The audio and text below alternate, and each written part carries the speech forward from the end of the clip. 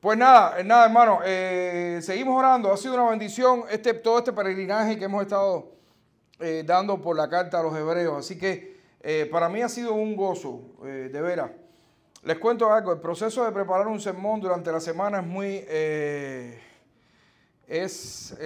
no les voy a decir, es lo más difícil de este mundo. No, yo creo que una operación a corazón abierto debe ser más difícil, ¿no?, que la haga un médico. Pero es muy renovador, es motivador, y uno aprende muchísimo. ¿No? De manera que cuando usted ve que yo me paro acá, o el pastor Kenny, nos paramos acá y predicamos un sermón, ustedes no son los únicos que están aprendiendo. Es decir, nosotros también estamos aprendiendo muchísimo. Así que para mí ha sido un placer. Y en estos días hablando con Kenny, dice que para él igual. Ha sido un placer todo este peregrinaje por la carta a los hebreos. Así que ya veremos el próximo libro que estaremos viendo. Estoy convencido que también será una bendición. Y como les decía, ya estamos terminando, concluyendo. Aún falta un pasaje la semana que viene, pero que está muy vinculado con todo este final. Por supuesto, lo separamos para que no se pierdan detalles importantes que hay en ambas partes. El autor está concluyendo ahora su obra y lo está haciendo exhortándonos a través de un grupo de principios que son principios fundamentales que deben estar presentes en cada una de las iglesias cristianas. En todo este recorrido que nosotros hemos dado por la carta, nosotros hemos sido muy confrontados. Hemos sido advertidos también, ¿a qué? ¿Recuerdan? Hemos sido advertidos a nunca abandonar ni repudiar a nuestro Señor. Hemos sido animados también a resistir en la fe y a resistir en la esperanza que tenemos en Cristo, sin importar las luchas y las adversidades por las que pudiéramos estar pasando. El autor de la carta ha estado también buscando que nosotros, es que no es también, es que lo que el autor ha estado buscando durante todo este recorrido ha sido que nosotros constantemente estemos perseverando. Y no sé si hay una redundancia en eso, porque si es constante, claro que se persevera. Lo que el autor ha estado buscando en esta carta es que nosotros perseveremos, que seamos perseverantes en nuestra fe. Y nos estimula para que nuestra vista siempre esté puesta ¿dónde? En Cristo. Porque es que no hay otra manera de poder perseverar en la fe si nuestros ojos, como dice el himno, no están puestos precisamente en Cristo. Porque es que Cristo, según nos ha dicho la misma carta, es el Hijo de Dios, pero además es el sacerdote del nuevo y mejor pacto, pero además es la revelación suprema de Dios, pero además es el único que nos puede llevar a nosotros a ser parte del reino de Dios. Ese es el Cristo que esta carta nos ha estado mostrando y en el que nosotros tenemos que tener nuestra vista puesta para poder perseverar en la fe. El autor nos ha estado presentando, o nos presentó la semana pasada, en una encrucijada, ¿recuerdan? En la encrucijada de la vida, no en una encrucijada. El que cree y persevere hasta el fin, ¿qué va a pasar con él? Va a ser salvo. El que no lo haga, ¿qué va a recibir? La condenación de parte de Dios en el juicio. Para muchos, la carta debió haber concluido ahí, en la semana pasada. Muchos estudiosos piensan que la carta debió haber concluido en el capítulo 12, los versículos del 28 al 29. Hubieran sido un cierre perfecto para toda la carta. Pero no termina ahí. El autor quiso dejar una especie de epílogo en esta carta. Y no sé si está sonando raro, pero yo estoy sintiendo que está sonando. Tengo como un retorno aquí, ¿verdad? Es el audio. Bueno, no pasa nada. ¿Se escucha bien? Ya. A mí eso no me molesta ni nada. Así que seguimos. El autor ha querido ponernos ahora, o mostrarnos, o darnos, entregarnos este epílogo de la carta. Una serie de recomendaciones finales que, aunque parezcan añadidas, son parte fundamental para que esta epístola pueda cerrar de una manera más adecuada. De hecho, estas exhortaciones, si nos damos cuenta, son una manera muy práctica de cómo la iglesia puede demostrar, es decir, cómo puede tener gratitud y cómo servir a nuestro Dios, agradándole con temor y reverencia. ¿qué es lo que nos dice el 12:28? Si nosotros vamos al 12:28, ¿qué es lo que dice? Así que, recibiendo nosotros un reino inconmovible, este que nos ha entregado el Señor, tengamos gratitud y mediante ella sirvamos a Dios, agradándole con temor y reverencia. Por tanto, podemos asegurar que estos primeros 6 versículos, que es donde vamos a estar nosotros hoy, del capítulo 13, nos están llamando a servir a Dios con temor y reverencia. Estos primeros 6 versículos del capítulo 13 nos están llamando a servir a Dios con temor y reverencia. Entonces creo que a esto nos está llamando este pasaje de las Escrituras. Hermano, sirvamos a Dios con temor y reverencia. Sirvamos a Dios con temor y reverencia. Vamos a leer. Hebreos 13, del 1 al 6. Dice así: permanezca el amor fraternal. No os olvidéis de la hospitalidad, porque por ella algunos, sin saberlo, hospedaron ángeles. Acordaos de los presos como si estuvierais presos juntamente con ellos, y de los maltratados como que también vosotros mismos estáis en el cuerpo. Honrosos sean todos el matrimonio y el lecho sin mancilla, pero a los fornicarios y a los adúlteros los juzgará Dios. Sean vuestras costumbres sin avaricia, contentos con lo que tenéis ahora, porque Él dijo: no te desampararé ni te dejaré. De manera que podemos decir confiadamente: el Señor es mi ayudador, no temeré lo que me pueda hacer el hombre. No temeré lo que me pueda hacer el hombre. Y ahí terminamos. Vamos a orar. Padre, gracias. Gracias por tu palabra, Señor. Que nosotros podamos no solamente escucharla hoy, sino que también la podamos entender y poner por obra. Ayúdanos a esto, Señor, en el nombre de Jesús. Amén. Hermanos, sirvamos a Dios con temor y reverencia. Ahora bien, no es general. ¿Cómo servir a Dios con temor y reverencia según Hebreos 13, del 1 al 6? ¿Cómo podemos nosotros servir a Dios con temor y reverencia según Hebreos 13, del 1 al 6? Y lo primero que nos dice el autor aquí es que permanezca entre nosotros el amor fraternal. Que permanezca entre nosotros el amor fraternal. Es una buena y excelente manera de poder servir a Dios con temor y reverencia. Que permanezca entre nosotros el amor fraternal.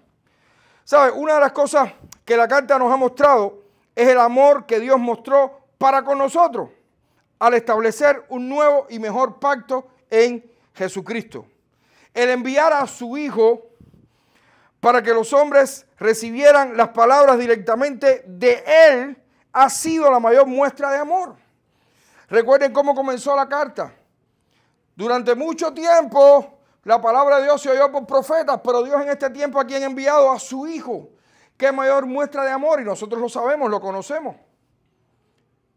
¿Por qué podemos entender que Dios amó al mundo?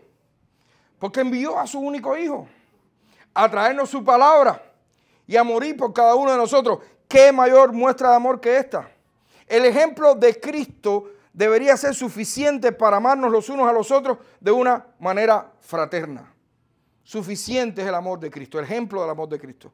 Es interesante la manera en la que el escritor expresa cómo demostrar ese amor fraternal, porque el escritor aquí nos dice 2 maneras en las que nosotros podemos demostrar el amor fraternal entre nosotros. En primer lugar, no olvidándonos de la hospitalidad. Y en segundo lugar, acordándonos de los presos y de los maltratados. ¿Saben? La hospitalidad, y empezamos con el primero, la hospitalidad era un acto preciado para los hebreos en sentido general. Era apreciado. Los hebreos apreciaban la hospitalidad. Y cuando digo los hebreos, no los receptores de la carta, sino todos los nacidos en Israel. De hecho, era un honor para cualquier israelita que llegaran forasteros y hospedarlos en sus casas. Era un honor que llegara gente y nosotros, y ellos, en este caso, le brindaran de su comida. Era un honor, a pesar de vivir gran parte de su vida en lugares desérticos, que llegaran forasteros y ellos poderles brindar de su preciada agua, que tenían que ir lejos a pozos a buscarla. Era un honor. Pero recordemos ahora la condición en la que estaban los hermanos de la iglesia a la que se le escribe. ¿En qué condición estaban esta gente? Era complicado para ellos poder discernir si estaban metiendo en sus casas a otros que eran hermanos creyentes que quizás estaban huyendo, o si estaban metiendo en sus casas en ese momento a gente que estaban procurando su mal, es decir, que los estaban buscando. ¿Sabes? Esta parte me recordó mucho Cuba, tras la huella, esas cosas, ¿sabes? La policía infiltrada, no sé qué, de pronto, ¿quién tú eres? ¿Tú eres uno de los que está huyendo de la policía o tú eres la policía? No sé quién es. Más o menos los hermanos estaban así. Ok, era complicado. Era complicado. Sin embargo, y a pesar de esto, ellos estaban siendo exhortados a no olvidarse de ser hospitalarios. ¿Por qué? Porque algunos sin saberlo, y este es el principio, hospedaron ángeles. No se olviden de la hospitalidad, porque algunos sin saberlo hospedaron ángeles. El autor aquí está citando directamente, recuerden, esto no es nuevo. Este autor de la carta a los Hebreos es un conocedor del Antiguo Testamento y él estaba escribiendo a gente que eran conocedores de todo el Antiguo Testamento también, de las escrituras, las sagradas escrituras hebreas. Y ahora de nuevo trae otro pasaje del Antiguo Testamento. En este caso citó Génesis 18 y 19, cuando ángeles fueron y visitaron a Abraham primero y después a Lot. Ambos son ejemplos claros de lo que se nos está diciendo. Abraham fueron y le visitaron unos ángeles para decirle qué cosa, que tendría un hijo. Para decirle, el Señor va a cumplir con la promesa que tenía. Así que puedes estar tranquilo con respecto a esto. Y posteriormente esos ángeles fueron a visitar a Lot, el sobrino de Abraham. También. ¿Para qué? Fueron los ángeles a visitar a Lot. Para que saliera de Sodoma. Porque ellos sabían que fuego iba a caer ahí. Y fueron precisamente para esto. Y estos dos, tanto Abraham como Lot, fueron ejemplos perfectos de gente que hospedaron ángeles sin saberlo y los hospedaron muy bien. Yo diría que a Lot se le fue la mano. No se le fue la mano. Pero lo que hizo Lot fue increíble. ¿Conocen la historia? Sí, pero no me estoy refiriendo ahora al banquete, sino a las hijas. Cuando esos ángeles llegaron, eran hombres hermosos, preciosos, así como yo. Llegaron. ¿Por qué se ríen? Llegaron a la casa de Lot y entraron. Ustedes se recuerdan de que estaba lleno Sodoma, ¿verdad? Sodoma estaba lleno de banderas del arco iris. Lleno. Hasta el moño. Y cuando esos hombres entraron, dice que alrededor de la casa de Lot se aparecieron muchísimos hombres. ¿Para qué? Danos a esos hombres que nosotros los queremos para nosotros. ¿Y Lot qué hizo? Mira, yo tengo aquí 2 hijas que todavía no han conocido varón. Tómelas a ellas. Eso, cuando uno dice, yo creo que a Lot se le fue la mano, es porque yo quizás no hubiera hecho eso, pero claro, yo no hubiera hecho desde mi perspectiva hoy carnal y no sé qué, y que yo no soy parte de la revelación divina. Si quizás yo hubiera estado en el lugar de Lot, hubiera hecho lo mismo. Y no quizás porque yo hubiera querido, sino porque el Espíritu Santo me motivó a eso. Y esto es importantísimo, y aunque esto ni siquiera está en el sermón, ahora de pronto me viene a la mente la importancia entonces que Dios le da desde siempre a las relaciones. Tanto, y es tan aberrante las relaciones homosexuales que este padre fue capaz de decir, espérate un poco, yo te puedo dar una de mis hijas, pero esto es impensable. Esto es impensable. Obvio, Lot no estaba entregando a sus hijas para que las violaran y nada por el estilo. Sencillamente, si tú lo que quieres es tener a un hombre que sea parte de tu relación, casarte con un hombre, mira, cásate con mi hija. Pero bueno, esto es un comercial. No tiene mucho que ver con este sermón. Lo que el autor nos está diciendo aquí es que nosotros seamos hospedadores. Que no nos olvidemos de la hospitalidad. Porque muchos sin saberlo hospedaron ángeles. Ahora bien, el autor de la carta no está diciendo esto de los ángeles como una motivación para nuestro servicio a otros que ni conozcamos. La motivación correcta es lo beneficioso que es mostrar actos de bondad. Porque nunca sabremos cuán lejos puede llegar o cuán trascendente pueda ser este servicio en otros. Tú no sabes un acto tuyo de hospitalidad lo que puede trascender. Mira cómo trascendió el de Abraham. Mira cómo trascendió el de Lot. Lot fue capaz de salvar su vida y la de su familia por un acto de hospitalidad. Y a la misma vez Abraham entendió y conoció que Dios le iba a entregar la promesa que por la que tanto había preguntado y la que tanto se había cuestionado, precisamente por un acto de hospitalidad.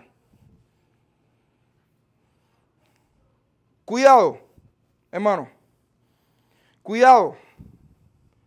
El hecho que siempre vamos a tener a nuestro lado personas que nos quieran hacer daño de cualquier manera, que eso no nos quite el deseo de que nosotros podamos abrir nuestras casas.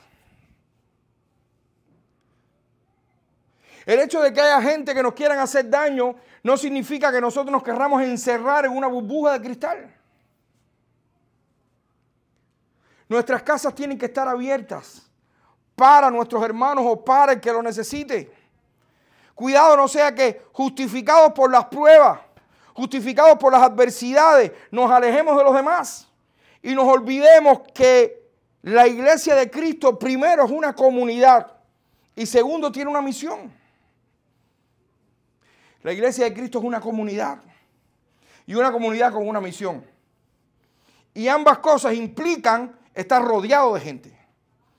Y ambas cosas implican en un momento determinado tú tengas que ser hospitalario y tu casa pueda abrirse a los demás. Porque la iglesia de Cristo somos nosotros, es una familia. Y tenemos la misión de predicar el evangelio a otros. Y eso no se puede hacer si tú y tu familia están encerrados. Eso se hace cuando tú y tu familia abren las puertas de tu casa. Es cierto que como familias necesitamos nuestro espacio para instruir a nuestros hijos, para alimentar el matrimonio, pero es cierto también, y ahora lo estamos recibiendo directo del autor de esta carta, que nuestras casas deben estar abiertas para todo el que lo necesite. Nuestros corazones deben estar dispuestos a servir cualquiera que sea nuestra condición. Hermanos, no permitamos que esta sociedad, que cada vez se vuelve más individualista, nos consuma. No permitamos esto. Vivimos en una sociedad, sobre todo. Miren, en este país hay discusión si es el mejor país del mundo o no. Para mí lo es. Porque el fenómeno de Estados Unidos es un fenómeno de estudio. Con todos los problemas que pueda tener, pero es un fenómeno de estudio. Por el sistema económico que tiene y social y todas las cosas. Pero desde siempre, este país ha tenido algo. Y las películas de cowboy. ¿Se recuerdan las películas de cowboy? ¿Cómo empezaban y cómo terminaban? Un hombre en su caballo, con un sombrero y 2 pistolas, por el medio de Arizona, solo. ¿Cierto o no? Así empezaban o terminaban casi todas las películas. El llanero solitario, el cowboy él solo. Ojo, porque este país, aunque ciertamente vemos la comunidad, pero nos lleva a veces a encerrarnos a nosotros en nuestras burbujas, por muchísimas razones. Ojo que la iglesia de Cristo no tiene nada que ver con eso. A mí me gusta mi intimidad. A mí me gusta que cuando yo cierre mi casa, estar en mi casa tranquilo. Pero eso no significa que mi casa esté cerrada totalmente. Nuestras casas tienen que estar abiertas, dispuestas para ser hospitalarios con nuestros hermanos que lo necesiten. Hermanos, eso tenemos que entenderlo. Porque todos los que vienen de Cuba son unos sinvergüenza, que acaban con la casa. El Señor te está demandando que seas hospitalario con el que lo necesite. Y en mi casa no meto a nadie. Yo no invito a nadie porque me acaban con las cosas, me comen la comida. Hermanos, el Señor te está diciendo que seas hospitalario. Que seas hospitalario. Esa es una manera muy, muy, muy interesante de poderle servir con temor y reverencia. Mostrar tu amor fraternal hacia aquellos que lo necesitan. Siendo en este caso, por ejemplo, hospitalario. La otra manera en la que el autor dice que debemos expresar el amor fraternal es acordándonos de los presos y de los maltratados. Es muy curiosa la manera en la que lo expresa. La orden no es recordarlos como el que está hojeando un álbum de fotos, ¿sabes? La idea no es, acuérdate de los presos, como si estuvieras mirando un álbum de fotos. Ay, mira qué lindo. ¿Te acuerdas, mi amor, de este día? Cuando estuvimos en España. Ja, ja, ja, ja. Eso no es lo que el autor está diciendo. La orden es hacer todo lo posible para mejorar su condición. El autor es claro cuando dice que nos acordemos de los presos como si estuviéramos presos juntamente con ellos, en la misma celda, como si fuéramos compañeros de celda, comiendo la misma comida, si es que se le puede llamar comida a lo que un preso come, durmiendo en la misma cama, si es que se le puede llamar cama a la cama donde un preso duerme, haciendo las mismas necesidades en el mismo baño. Usted dirá, no seas tan gráfico. A ver si que es gráfico. Como si estuvieras preso juntamente con ellos. La palabra griega que se usó en el lenguaje original significa compañeros de celda. Mira, no queda muy claro si el texto se refiere a las mismas personas cuando habla también de los maltratados. Lo cierto es que de igual forma, da lo mismo, el deber era acordarse de ellos como si ellos mismos, es decir, los receptores de la carta, fueran también los maltratados. Tampoco el texto arroja mucha luz acerca de quiénes son estos presos y maltratados. Pero es muy probable, muy probable que el autor esté mencionando a aquellos hermanos de otras iglesias que ya habían sufrido el martirio y la persecución. Es muy probable, es que no tiene sentido que se esté refiriendo a otra gente. De manera que el autor nos está diciendo, acuérdate de estos hermanos tuyos que ya pasaron por el sufrimiento, que pasaron por el martirio, que hoy están presos, que han sido maltratados, que han matado a su familia, que se han robado a sus hijos, que le han quemado sus casas. Acuérdate de estos. Si alguno escapó, ¿qué hay que hacer con él? Ser hospitalario, abrir tu casa. Aquí tienes, mi hermano, una casa para que te refugies. Hermano, la carta nos está invitando a hacer práctico el amor entre nosotros al punto de compartir lo nuestro aunque estemos en graves necesidades. ¿A quién le sobra dinero aquí? Yo hace mucho tiempo, cuando estaba en Cuba, me encontré una tarjeta del Banco Popular de Ahorro. Niso, tú no tienes ni idea de qué cosa es eso. ¿Un poquito? Ni un poquito. En Cuba sacaban unas tarjeticas del banco, porque en Cuba habían dos bancos. El Banco del Gobierno, que era para las empresas, y el Banco Popular de Ahorro, que era para que tú ahorraras. No sé cómo, pero bueno. Y yo me encontré una tarjeta que yo creo que tenía 50 pesos cubanos. Yo creo que me la sacaron ustedes, yo no sé, me parece a mí, es un saco de años, tal vez tú ni te acuerdas de eso. Yo decía, yo nunca, ni allá ni aquí, yo tengo aquí una cuenta de ahorro. ¿Sabe cuánto tiene? $1 peso y pico. Porque va, ¿cómo se llama? Se va acumulando un 4%, porque mira cómo se ríe. ¿A quién le sobra dinero aquí? A nadie. Sin embargo, el Señor nos está diciendo que nosotros podamos compartir con este amor o a través de este amor fraternal con los que tienen necesidad, aunque nosotros estemos también en candela. El Señor nos está llamando a esto, nos está invitando a esto. Y esto es clave, hermanos, es clave, porque esta es una de las formas prácticas en la que nosotros probamos nuestra fe, confiando que la garantía de nuestro futuro no está aquí. Y a eso nos ha estado llamando la carta todo este tiempo. Persevera en la fe, confía. Soy yo el que te voy a llevar de punto A a punto B. Punto A es esta tierra y punto B es el reino de los cielos. Y esto es una manera práctica de entender que mi garantía no está aquí. Mi futuro no está aquí. Mira, yo celebro todo el que pueda salir de nuestros países y llegar hasta aquí. Yo nunca había predicado en aire acondicionado. Bueno, un tiempo sí, pero Lo normal no, normalmente no se hace, ¿verdad? Pero una cosa es venir huyéndole a la tiranía, huyéndole a la dictadura, que buscando libertad, lo que sea, lo que tú quieras ponerle a eso. Y otra cosa es decir, me voy para allá para garantizar el futuro a mis hijos. No, el futuro de mis hijos está en Cristo. Mi futuro está en Cristo. Este no es el reino de los cielos, hermano. Es el mejor país del mundo, pero no es el reino de los cielos.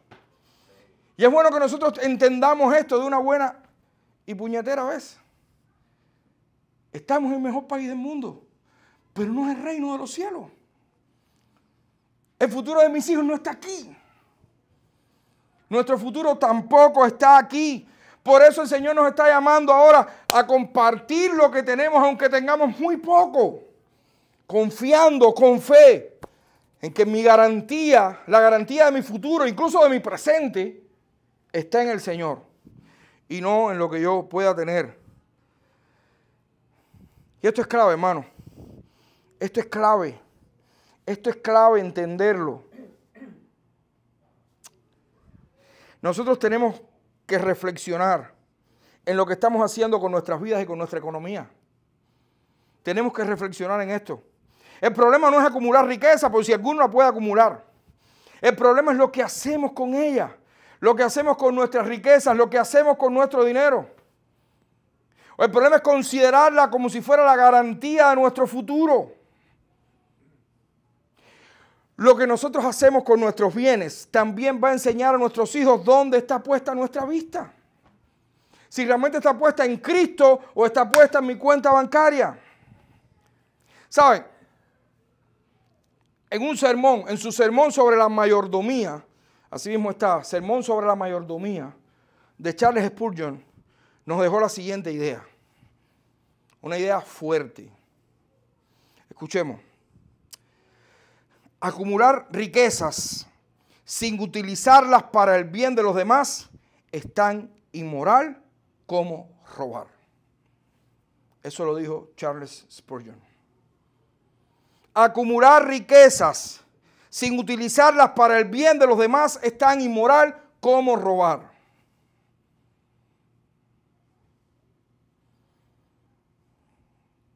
Les digo algo. No es que yo esté de acuerdo con Spurgeon o no.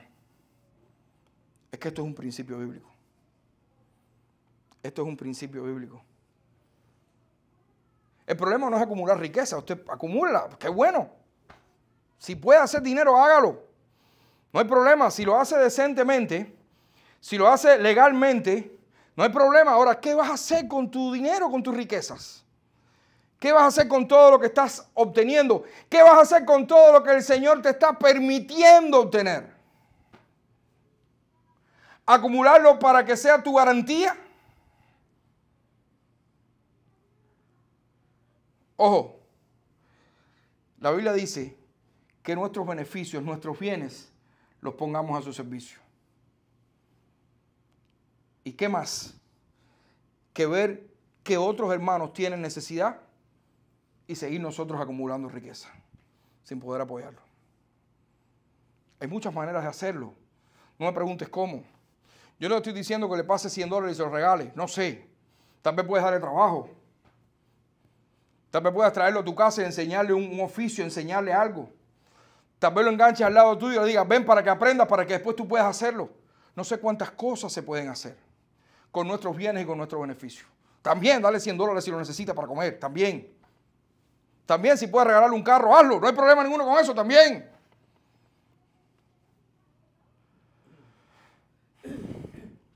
Tiene que permanecer el amor fraternal entre nosotros. Y si bien este principio puede servirle a toda la gente de este mundo, este principio básicamente es para nosotros. El Señor, en uno de sus mayores sermones, conocido como el Sermón del Monte, escrito en el Evangelio de Mateo, capítulo 6, 19 al 21, dijo, escuchen bien, para que vean que esto no es de Spurgeon, es un principio bíblico. Dice el Señor Jesucristo, no se hagan tesoros en la tierra, donde la polilla y el orín corrompen. El orín es el óxido profundo. Y donde ladrones minan y hurtan. sino hagan tesoros en el cielo, donde ni la polilla ni el orín corrompen y donde ladrones no minan ni hurtan. Porque donde está tu tesoro, ahí estará también vuestro corazón. ¿Dónde está tu tesoro? ¿Dónde está mi tesoro? ¿Dónde está nuestro tesoro? El autor de la carta a los Hebreos nos está diciendo básicamente que lo pongamos a disposición de nuestros hermanos necesitados, de los que están sufriendo. Hermano, ¿quieres saber dónde está tu tesoro? Mira dónde pones tu mayor tiempo, mira dónde pones tu dinero, mira dónde pones todas estas cosas y te vas a dar cuenta, oye, mi tesoro está ahí. Perdón, mi corazón está ahí. No me puedo engañar.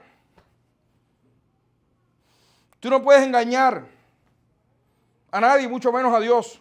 Si le dices a tu esposa, yo te amo con la vida, y sin embargo pasa la mayor parte del tiempo con tus amigos, pasa la mayor parte del tiempo en la PlayStation, pasa la mayor parte del tiempo en otra cosa. Te compras cosas a ti, eres capaz de gastar tu dinero en otras cosas y tu esposa pidiéndote un par de chancletas y no se la quieres comprar.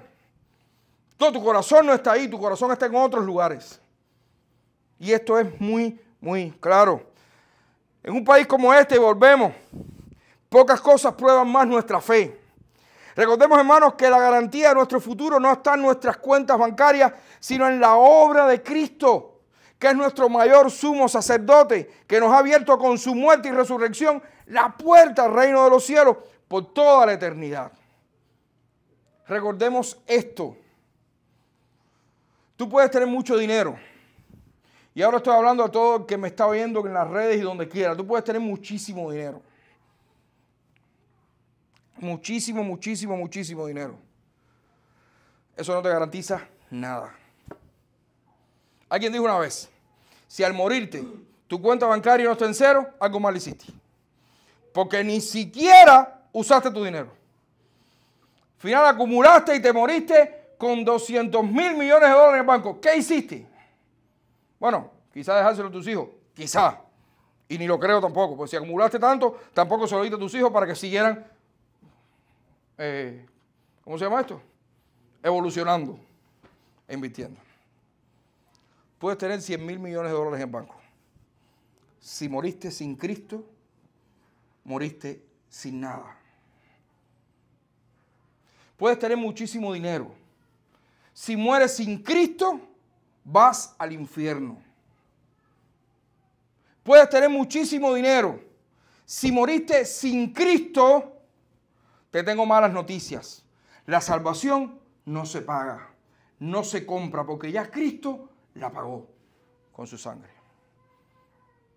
De manera que si quieres, a pesar de todo tu dinero que puedas tener, si quieres aprender a usarlo bien,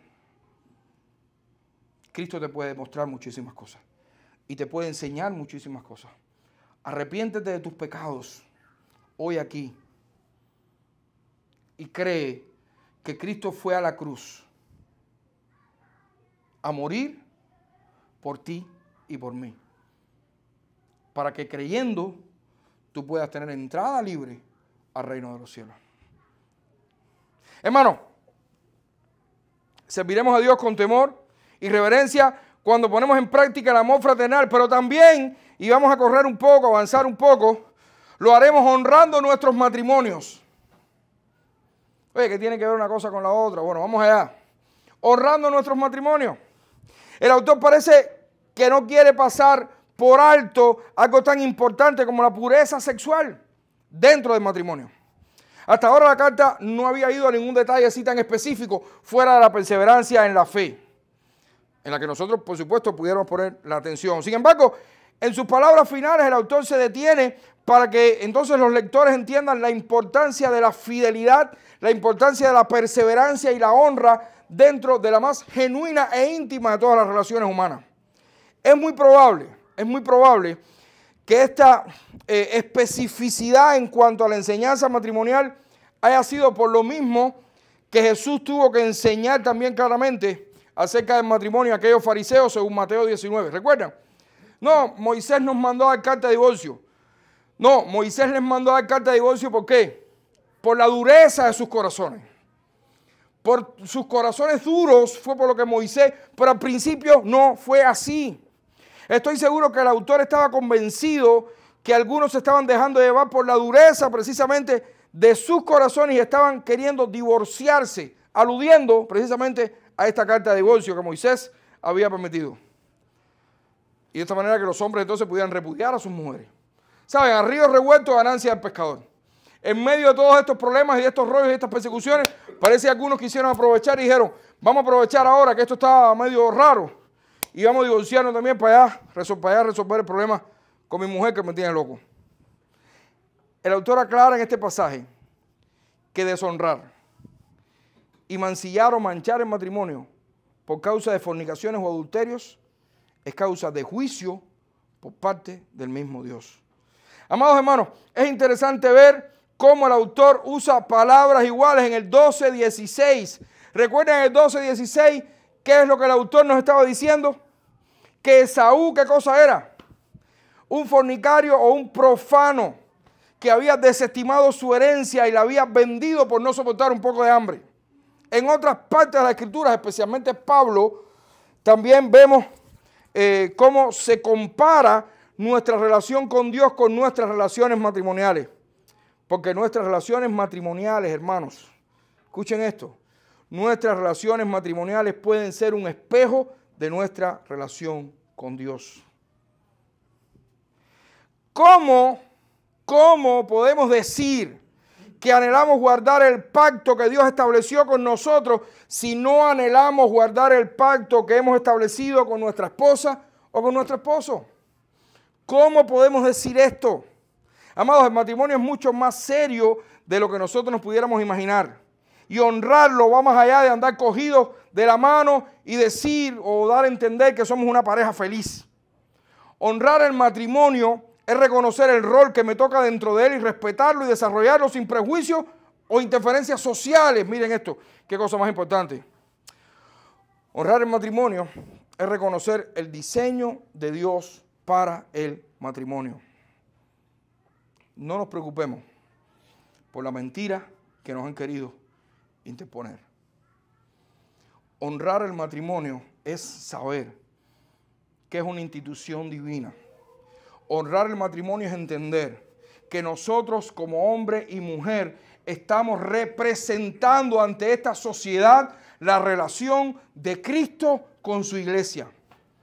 Honrar el matrimonio es un deber de cada creyente, cada matrimonio cristiano, porque nosotros estamos demostrando el pacto que Dios estableció con nosotros en el pacto que nosotros establecimos entre nosotros mismos. Ojo con todo lo que se nos ha querido decir. Ojo con todo lo que se nos está diciendo. Ojo con minimizar el matrimonio.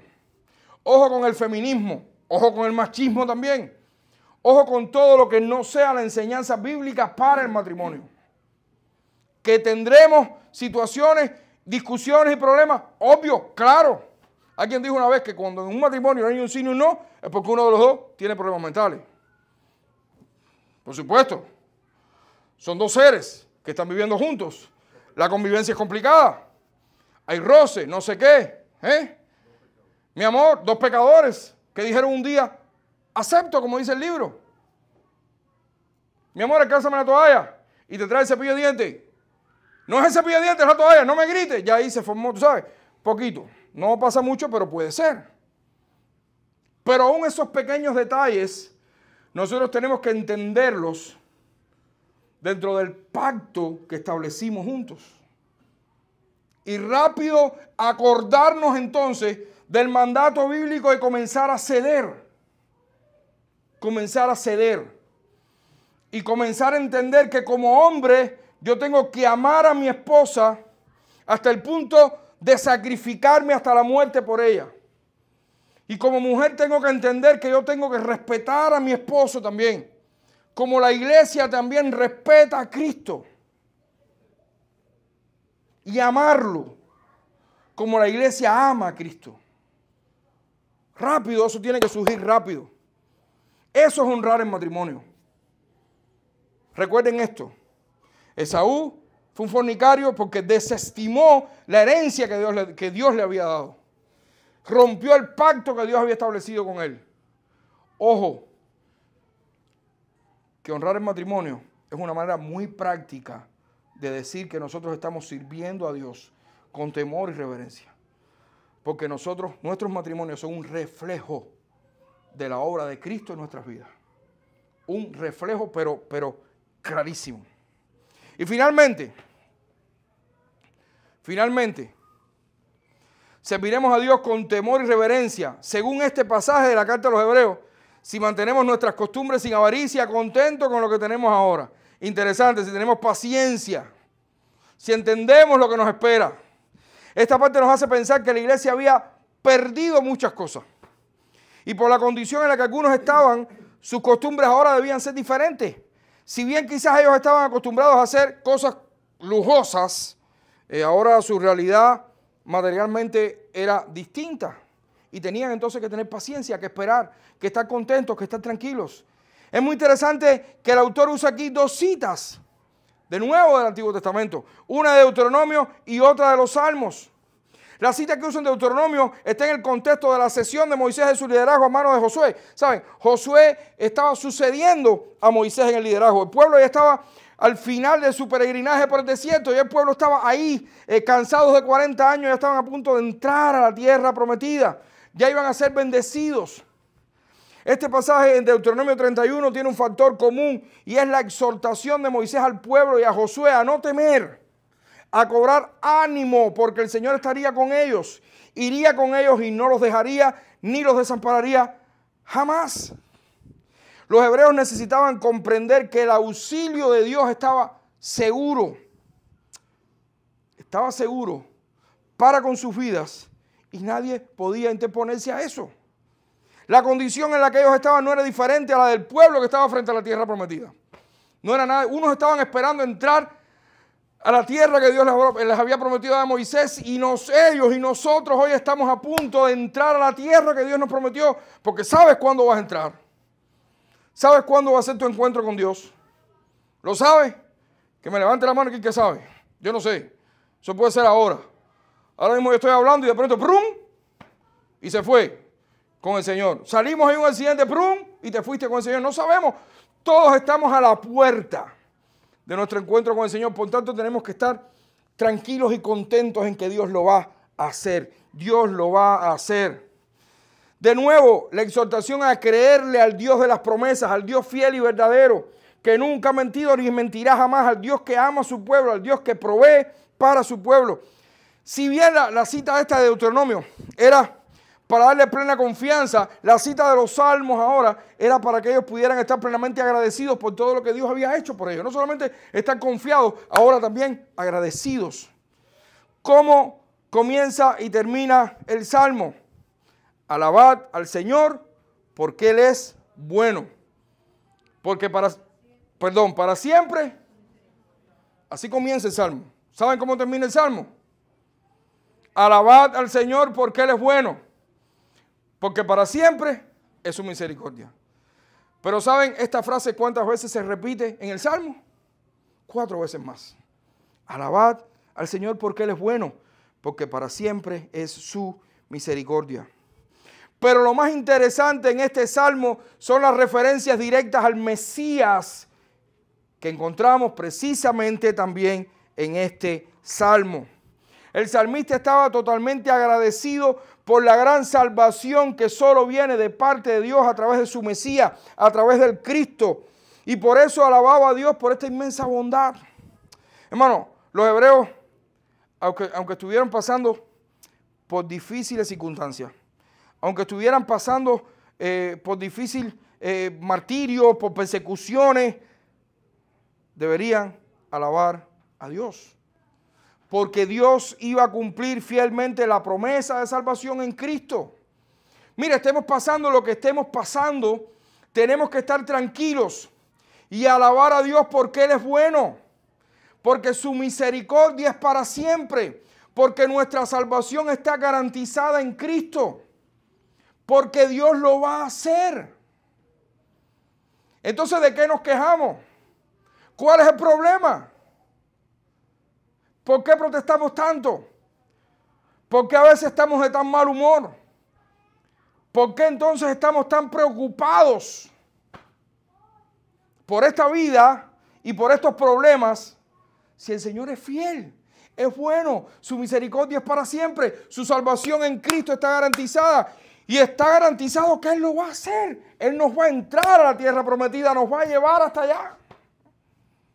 Tenemos que estar contentos, hermanos, con lo que tenemos ahora. ¿Qué es lo que tenemos ahora? 4 kilos.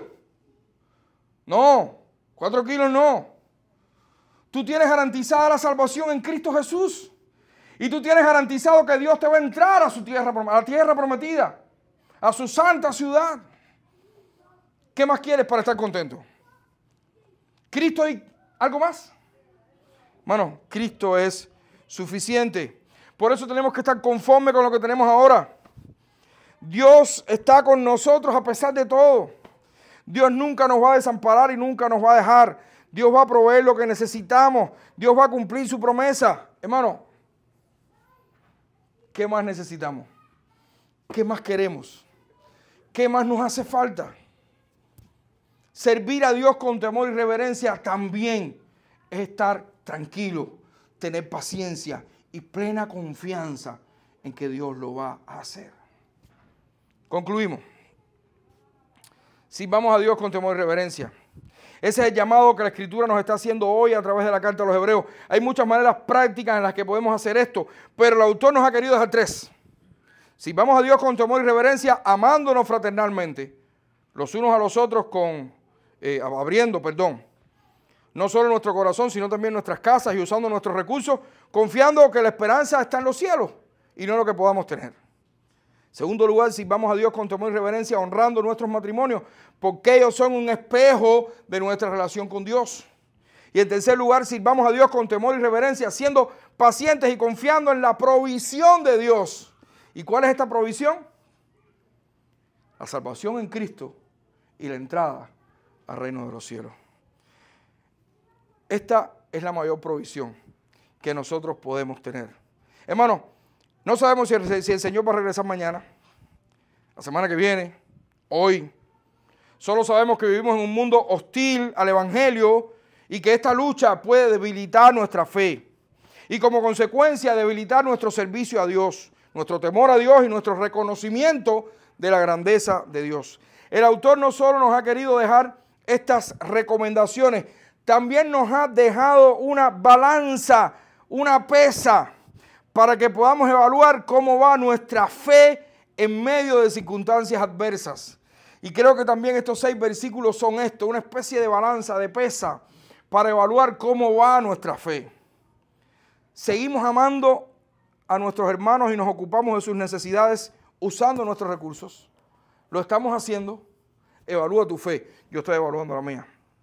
Seguimos honrando nuestros matrimonios aunque tengamos a todo el mundo en contra de ese sagrado principio. Evalúa tu fe. Yo estoy evaluando la mía. Seguimos entendiendo que lo más grande que tenemos es a Cristo y esto es más que suficiente. Evalúa tu fe. Yo estoy evaluando la mía. Vamos a orar. Padre, gracias. Gracias por tu palabra, Señor. Gracias porque es lámpara a nuestros pies y lumbrera a nuestro camino. Que nosotros te podamos entender. Que nosotros podamos comprender que nada hay más grande que tú.